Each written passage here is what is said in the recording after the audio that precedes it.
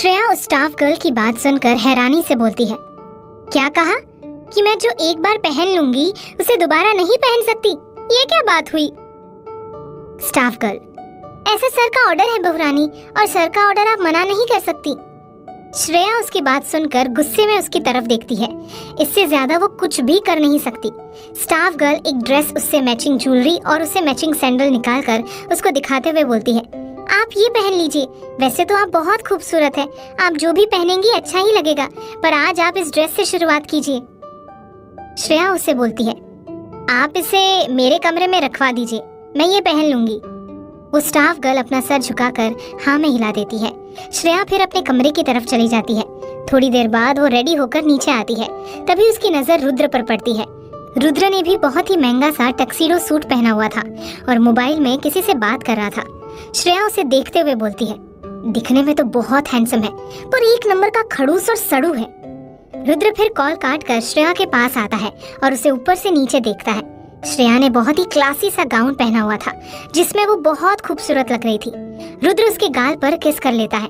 श्रेया ये देखकर अपने उस गाल पर अपना हाथ रख लेती है। रुद्र, बहुत खूबसूरत लग रही हो, चले अब, इतना बोलकर वो अपना हाथ आगे बढ़ा देता है। श्रेया, पर जाना कहाँ है?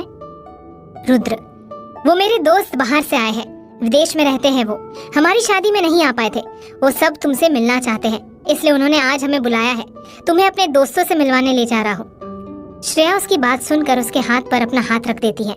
दोनों फिर बाहर आते हैं। ड्राइवर जल्दी से कार का पिछला गेट खोल देता है। रुद्र और श्रेया अंदर बैठ जाते हैं। ड्राइवर फिर कार को एक होटल की तरफ मोड़ देता है। थोड़ी ही देर में कार एक आलीशान होटल के बाहर आकर रुकती है। वो होटल दिखने में बहुत ही बड़ा और लग्जूरियस था। वहाँ सिर्फ अमीर लोग ही आ सकते थे। रुद्र बाहर आकर श्रेया को भी बाहर निकालता है। दोनों फिर अंदर जाते हैं। रुद्र श्रेया के कमर पर अपना हाथ रखकर उसे अपने करीब खींच लेता है। होटल के अंदर मौजूद मैनेजर और स्टाफ रुद्र को देखकर तुरंत अपना सर झुका लेते हैं। श्रेया उन लोगों को देखकर एक नजर रुद्र की तरफ देखती है। रुद्र सामने की तरफ देख रहा था और फुल एटीट्यूड के साथ चल रहा था। रुद्र का रुतबा ही ऐसा था कि कोई भी उसे देखकर अपनी नजरें झुका लेता था, और ये बात आज श्रेया को भी पता चल रही थी। रुद्र फिर एक दरवाजे के सामने आकर रुक जाता है। होटल का स्टाफ उस दरवाजे को खोल देता है। रुद्र और श्रेया अंदर जाते हैं। अंदर बहुत ही बड़ा हॉल था। हॉल में रुद्र के सारे दोस्त मौजूद थे और उन सबके हाथ में ड्रिंक का ग्लास था। वो सभी रुद्र के ही आने का वेट कर रहे थे। रुद्र श्रेया के साथ अंदर आता है। सभी रुद्र को देखकर अपना अपना ग्लास ऊपर की तरफ उठाकर बोलते हैं, वेलकम वेलकम। रुद्र उन सबको देखकर मुस्कुरा देता है। उसने अभी भी श्रेया के कमर पर अपना हाथ डाला हुआ था। श्रेया उन सबको देखकर रुद्र का हाथ अपने कमर से हटाने की कोशिश करने लगती है। रुद्र एक नजर उसकी तरफ देखता है और धीरे से बोलता है, चुपचाप से खड़ी रहो, समझी? श्रेया फिर खामोश हो जाती है। रुद्र श्रेया को अपने सारे दोस्तों से मिलवाने लगता है। श्रेया उन सबसे मुस्कुराकर मिल रही थी। रुद्र का एक दोस्त विनय उससे बोलता है, भाभी जी आप बहुत खूबसूरत हैं, आपकी कोई बहन है क्या? श्रेया, मतलब? विनय, अब आप खूबसूरत हो तो आपकी बहन भी आपकी तरह खूबसूरत होगी, और मेरे घर वाले मेरे लिए भी लड़की देख रहे हैं, तो मैंने सोचा कि अगर आपकी कोई बहन है तो उससे अपने रिश्ते की बात आगे बढ़ाए। श्रेया उसकी ये बात सुनकर नाराजगी के साथ बोली, मेरी बहन नहीं है। विनय, कोई बात नहीं। तभी रुद्र का एक और दोस्त समीर श्रेया के पास आकर बोलता है, हेलो श्रेया, मेरा नाम समीर है, मैं रुद्र का बेस्ट फ्रेंड हूँ। श्रेया उसे हाथ जोड़कर नमस्ते बोलती है। समीर ये देखकर हंसते हुए बोलता है, नमस्ते कौन करता है, ये ओल्ड फैशन है, आजकल तो लोग गले लगते हैं। श्रेया इससे पहले उसे मना करती, तब तक समीर उसके गले से लग जाता है। रुद्र जो अपने बाकी दोस्तों से बात कर रहा था, वो समीर को जब श्रेया के गले लगते हुए देखता है तो उसे बहुत गुस्सा आता है, पर वो उस समय कुछ नहीं बोलता। थोड़ी देर लंच करने के बाद रुद्र और श्रेया सबको बाय बोलकर वापस मेंशन आ जाते हैं। रुद्र अभी भी बहुत गुस्से में था। वो श्रेया का हाथ पकड़कर उसे कमरे में ले जाता है और कमरे का दरवाजा बंद करके गुस्से से बोलता है, अपने कपड़े चेंज करके आओ अभी। श्रेया, पर अचानक से क्या हुआ? रुद्र अपने दांत पीसते हुए बोलता है, तुमने अगर 2 मिनट में अपने कपड़े चेंज नहीं किए ना तो मैं तुम्हारे कपड़े अपने तरीके से खोल दूंगा। श्रेया उसकी ये धमकी सुनकर घबरा जाती है और तुरंत अपने कपड़े चेंज करके आती है। रुद्र फिर उसका वो गाउन जो वो पहनकर उसके साथ बाहर गई थी उसमें आग लगा देता है। श्रेया ये देखकर उसे बोलती है, ये आपने क्या किया, इस कपड़े को जला क्यों दिया? रुद्र इसकी बात का कोई जवाब नहीं देता और उसका हाथ पकड़कर उसे बाथरूम के अंदर ले जाता है और फिर शॉवर ऑन करके उसके दोनों तरफ अपने हाथ रखकर उसकी आंखों में गुस्से से देखने लगता है। रुद्र श्रेया का वो गाउन जो वो पहनकर उसके साथ बाहर गई थी उसमें आग लगा देता है। श्रेया ये देखकर उसे बोलती है, ये आपने क्या किया? इस कपड़े को जला क्यों दिया? रुद्र उसकी बात का कोई जवाब नहीं देता और उसका हाथ पकड़कर उसे बाथरूम के अंदर ले जाता है और फिर शॉवर ऑन करके उसके दोनों तरफ अपने हाथ रखकर उसकी आंखों में गुस्से में देखने लगता है। श्रेया भी उसकी आंखों में देख रही थी। श्रेया को रुद्र की आंखों में गुस्सा साफ नजर आ रहा था। श्रेया फिर अपनी पलकें झुका लेती है। रुद्र गुस्से में बोलता है, कोई तुम्हें छुए ये मुझसे बर्दाश्त नहीं है।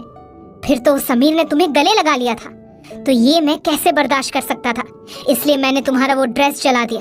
चलो अब खुद को साफ करो। श्रेया, पर इसमें मेरी क्या गलती है? मैंने तो नहीं कहा था उससे कि मुझे गले लगाए। तभी तो तुम्हें सजा नहीं दे रहा हूँ, सिर्फ ड्रेस को जलाया है, क्योंकि अगर मैंने देख लिया ना कि तुमने किसी आदमी को खुद से गले लगाया तो फिर सजा तुम्हें दूंगा। श्रेया उसकी बात सुनकर उसे देखने लगती है। वो फिर अपने हाथों को मलने लगती है। रुद्र उसे ही देख रहा था। थोड़ी देर के बाद रुद्र उससे बोलता है, बस हो गया, चलो अब। इतना बोलकर वो उसका हाथ पकड़कर कमरे में ले आता है और फिर अलमारी खोलकर अपना नाइट ड्रेस लेकर क्लोजेट रूम में चला जाता है। श्रेया भी अपना नाइट सूट चेंज करके बेड पर बैठ जाती है। वो अभी थोड़ी देर पहले हुई घटना के बारे में ही सोच रही थी। थोड़ी देर के बाद रुद्र कमरे में आता है और उसके बगल में आकर बैठ जाता है। श्रेया अपने ख्यालों में खोई हुई थी। उसका ध्यान ही नहीं था कि रुद्र उसके पास आकर बैठा है। रुद्र उसके चेहरे को देखने लगता है। श्रेया अपनी सोच में डूबी हुई थी। रुद्र फिर उसके कंधे पर अपना हाथ रख लेता है। श्रेया उसके अचानक छूने से घबरा जाती है और पीछे की तरफ खिसक जाती है। रुद्र, क्या हो गया? मुझे देखकर डर क्यों गई? मैं ही हूँ, तुम्हारा पति। किसी और के बारे में सोच रही थी क्या? श्रेया उसकी बात सुनकर अपना सर ना में हिलाते हुए बोलती है, नहीं, मुझे घर की याद आ रही है। मैं कुछ दिन घर जाना चाहती हूँ, कोलकाता। कहीं नहीं जाओगी तुम? क्यों नहीं जा सकती? क्योंकि मैं बोल रहा हूँ, मुझे तुम मेरी आंखों के सामने चाहिए होती हो और मैं तुम्हें कभी भी खुद से दूर जाने नहीं दूंगा। समझ आया तुम्हें? पर मेरे परिवार वालों को हमारे शादी के बारे में नहीं पता है। मैंने अभी तक उन्हें कुछ नहीं बताया है। रुद्र बेड पर लेटते हुए बोलता है, तो बता दो। जितना जल्दी बता दोगी उतना अच्छा होगा और जितना लेट करोगी उतना तुम्हारे लिए मुसीबत होगी, क्योंकि मैं तो तुम्हें कहीं नहीं जाने दूंगा। श्रेया उसकी बात सुनकर गुस्से में उसकी तरफ देखकर बोलती है, मैं जाऊंगी। रुद्र उसका हाथ पकड़कर उसे अपने ऊपर खींच लेता है। श्रेया, क्या कर रहे हैं आप? छोड़िए मुझे। रुद्र उसे दूसरी तरफ करके उसके ऊपर आ जाता है और उसको दोनों हाथों से मजबूती से पकड़ लेता है। श्रेया फिर से उसे बोलती है, रुद्र जी हटिए, आपको 1 साल इंतजार करना पड़ेगा। जब तक मेरे कॉलेज के एग्जाम्स खत्म नहीं हो जाते तब तक आप मेरे साथ कुछ नहीं कर सकते और मैं अभी इसके लिए तैयार नहीं हूँ। रुद्र, तो मैं कहाँ तुम्हारे साथ कुछ कर रहा हूँ? मुझे पता है कि मुझे 1 साल तक इंतजार करना है। डोंट वरी, 1 साल तक कुछ नहीं करूंगा तुम्हारे साथ, पर एक बार अगर तुम्हारे एग्जाम्स खत्म हो गए ना, फिर मैं खुद को नहीं रोकूंगा तुम्हारे करीब आने से। श्रेया उसकी बात सुनकर अपनी नजरें दूसरी तरफ फेर लेती है। रुद्र फिर उसके चेहरे पर किस करने लगता है। श्रेया ये देखकर उससे बोलती है, रुद्र हटिए, सिर्फ किस कर रहा हूँ, उसके अलावा कुछ नहीं करूंगा और तुम मुझे किस करने से नहीं रोक सकती। श्रेया उसकी बात सुनकर कोई जवाब नहीं देती। थोड़ी देर के बाद रुद्र उसे अपनी बाहों में भरकर सुकून से सो जाता है। अगली सुबह रुद्र की सुबह नींद खुलती है। उसे सुबह जल्दी उठने की आदत थी। वो अपने बगल में सो रही श्रेया को देखता है जो उसकी बाहों में सुकून से सो रही थी। रुद्र के होठों पर मुस्कुराहट आ जाती है। वो फिर प्यार से उसके माथे पर किस करता है। उसके किस करते ही श्रेया अपनी आंखें खोल देती है। रुद्र उसके बेहद करीब था। रुद्र को अपने इतने करीब देखकर श्रेया उससे दूर हटने लगती है। रुद्र ये देखकर उसे वापस अपने करीब खींचते हुए बोलता है, इतनी जल्दी क्या है जाने की? पहले मुझे गुड मॉर्निंग विश तो करो, उसके बाद चली जाना। श्रेया जल्द से जल्द उसकी पकड़ से छूटना चाहती थी, इसलिए वो उसे गुड मॉर्निंग बोलती है और वापस जाने के लिए उठ जाती है। रुद्र ये देखकर उसे वापस अपने करीब खींच लेता है और उसे अपनी बाहों में भरते हुए बोलता है, ऐसे कौन गुड मॉर्निंग बोलता है जान? पहले मुझे प्यारा सा गुड मॉर्निंग किस दो, उसके बाद चली जाना। श्रेया उसकी किस वाली बात सुनकर गुस्से में बोलती है, मैं आपको कोई किस नहीं देने वाली। रुद्र, ठीक है फिर मैं भी तुम्हें ऐसे ही पूरे दिन अपनी बाहों में भरकर रखूंगा। मुझे बहुत अच्छा लगेगा। आज दोनों कमरे में ही रहेंगे। श्रेया उसकी बात सुनकर मन ही मन उसे कोसते हुए बोलती है, बदतमीज बेशर्म कहीं का, क्या मुसीबत है? अगर इसे किस नहीं किया तो ये मुझे सच में जाने नहीं देगा। रुद्र उसे ही देख रहा था। श्रेया फिर उसके चेहरे की तरफ देखती है और उसके गाल पर किस करके बोलती है, गुड मॉर्निंग, अब छोड़ोगे मुझे?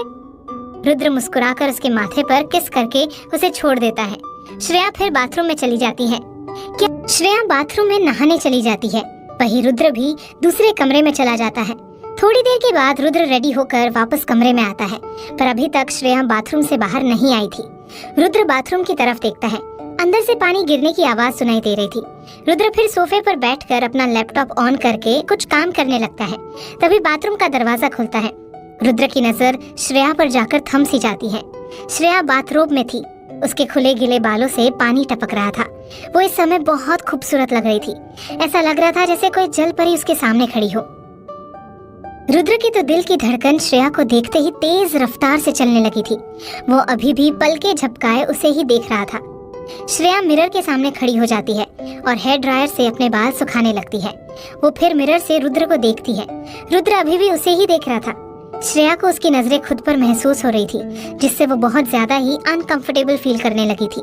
वो फिर रुद्र को पूरी तरह से इग्नोर कर देती है और वापस अपने बाल सुखाने लगती है।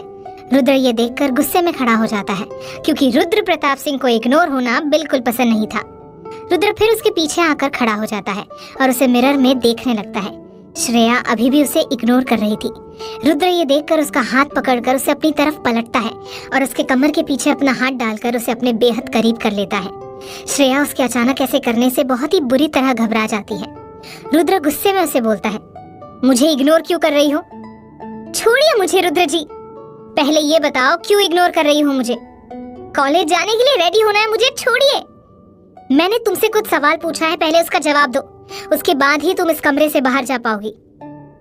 वो मैं नहीं चाहती कि कॉलेज में सबको पता चले कि मेरी शादी हो चुकी है। अच्छा, इसलिए तुम मुझे इग्नोर कर रही हो?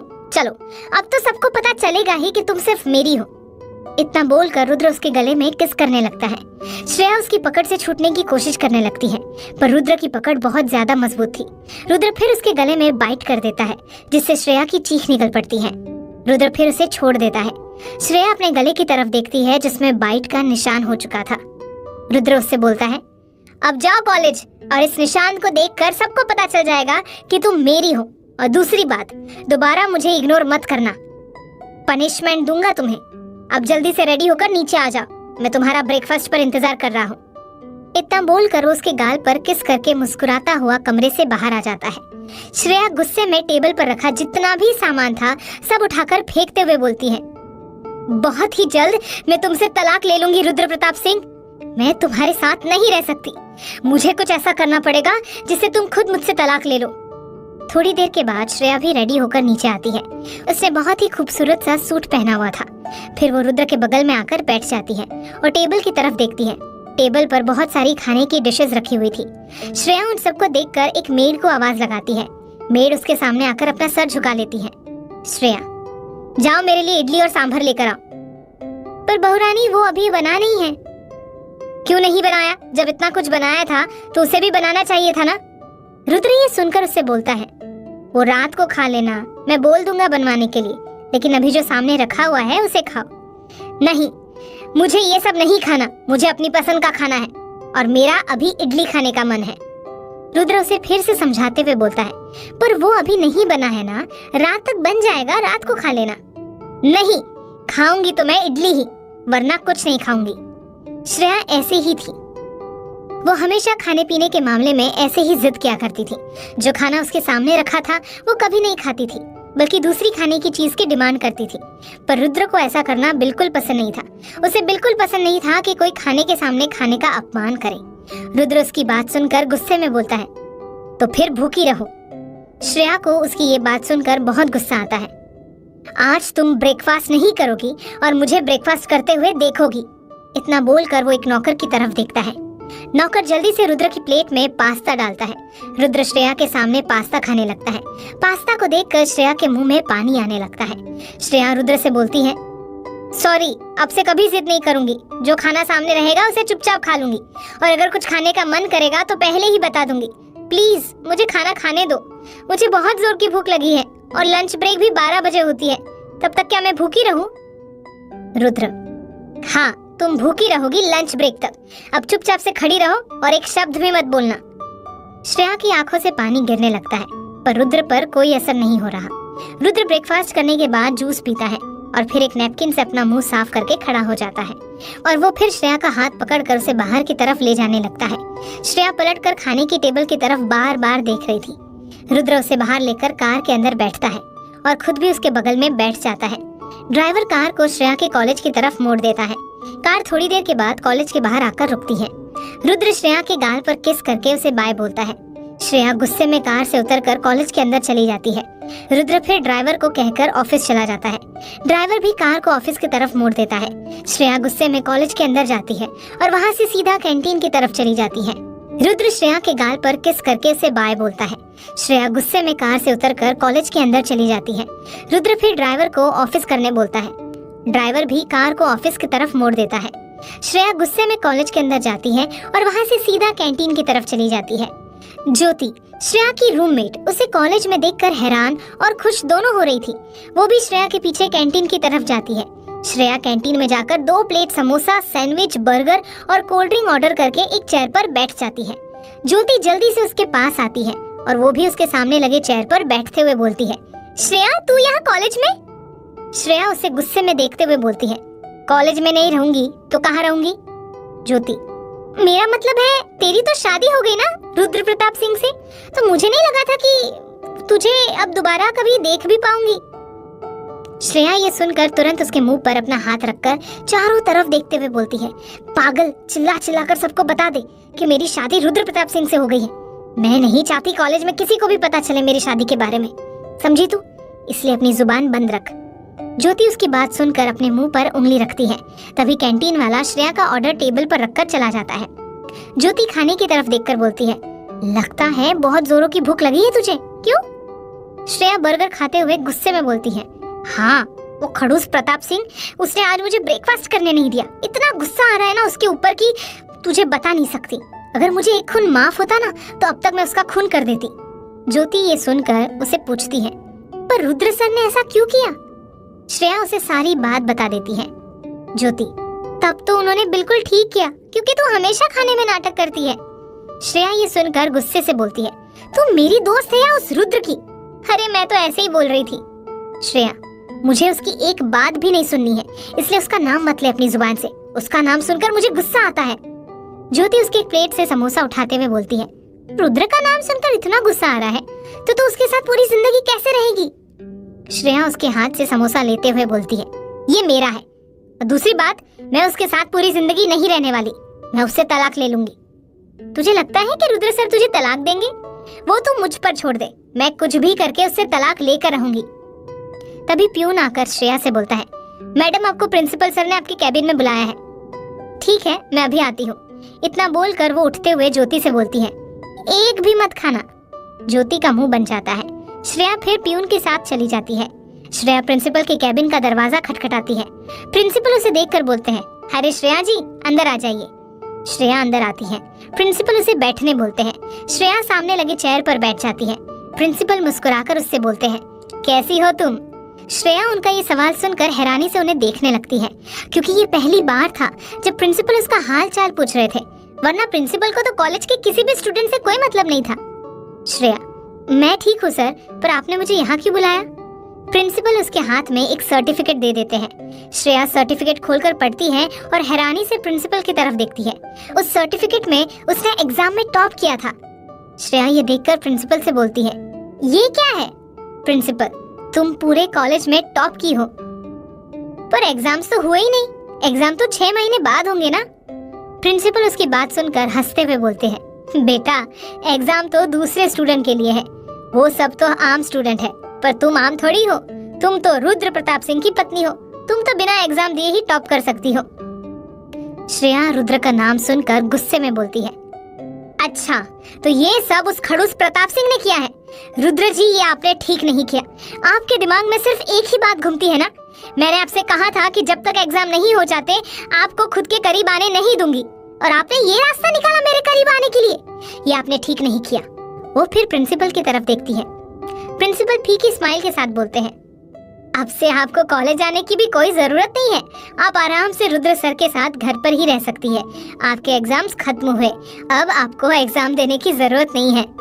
श्रेया ये सुनकर गुस्से में सर्टिफिकेट के 2 टुकड़े कर देती है और बोलती है, मुझे ये सर्टिफिकेट नहीं चाहिए और मैं कॉलेज भी आऊंगी और एग्जाम्स भी दूंगी। और दूसरी बात सर, आपको किसी की बातों में आने की जरूरत नहीं है और ना ही किसी से डरने की जरूरत है।